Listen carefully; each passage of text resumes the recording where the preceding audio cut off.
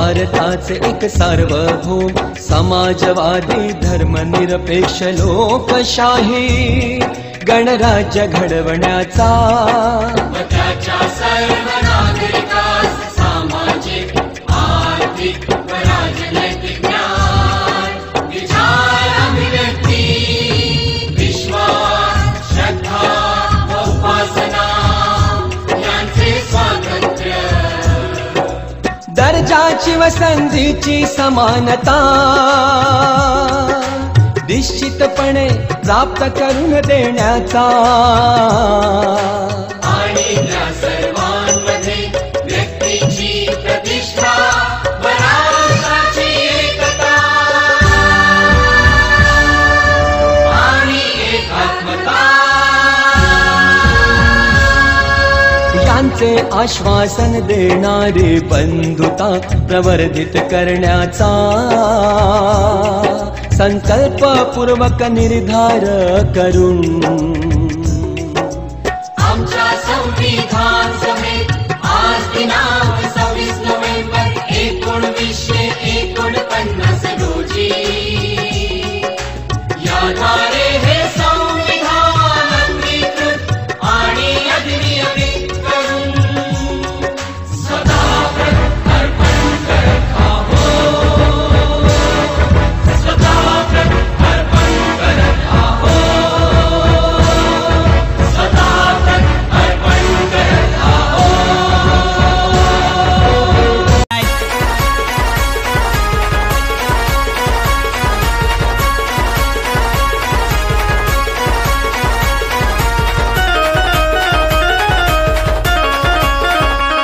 संत समानता अधिकार चालतो दिल्लीचा दरबार.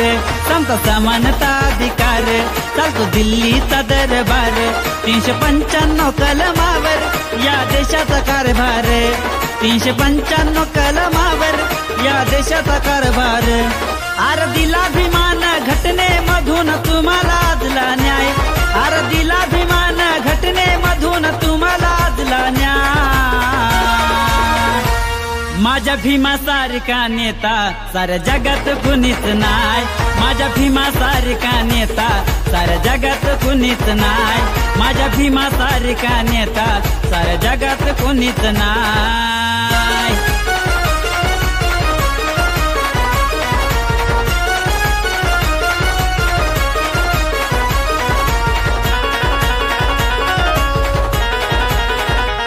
वर्गाबाहेर बसून घडला न्याय हक्कासाठी लढला.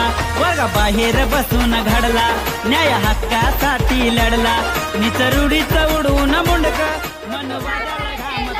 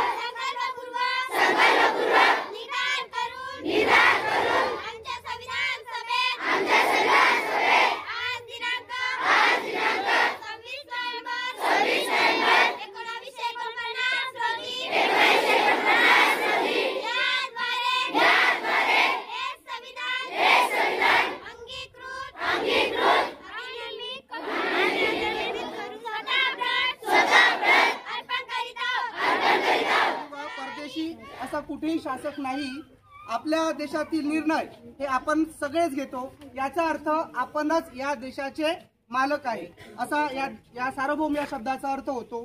त्यानंतर समाजवादी. समाजवादी हा शब्द आपण म्हणत असतो. समाजवादी म्हणजे काय, तर देशाची जल, जंगल आणि जमीन यावर प्रत्येक भारतीयांचा समान हक्क आहे, समान अधिकार आहे. म्हणजेच काय, देशाची संपत्ती मुठभर लोकांच्या हातात केंद्रित होऊ नये असा याचा अर्थ होतो. ती सर्वांच्या कल्याणासाठी वापरली पाहिजे. विशेषतः गरिबाच्या आणि समाजातील दुर्बल घटकांच्या सगळ्या माध्यमातील सगळ्या लोकांच्या हातामध्ये ही समाजवादी संघटना पोहोचली पाहिजे असं त्याचा अर्थ होतो. त्यानंतर धर्मनिरपेक्ष. धर्मनिरपेक्ष म्हणजे काय, की व्यक्तीला धर्म असू शकतो परंतु देशात असा कुठलाही धर्म नाही असं त्याचा अर्थ होतो. म्हणजेच प्रत्येक भारतीयाला आपल्या पसंतीचा धर्म